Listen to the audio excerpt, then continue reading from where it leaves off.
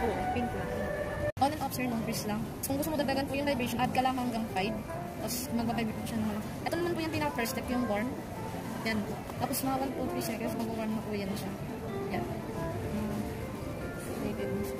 Tapos pagkatapos niyo po mag-warm, sa yung dalawang ice po, mag-apply po kayo ng ice serum or eye cream. Pagkatapos po nun sir is mag-cool ka na para pampaklose na po siya ng pores. Yan po siya. Tapos yung kabila po sir is pang massage po po. Tatak mo lang po siya sa ice for massage. Ito naman po yung cool niya sir.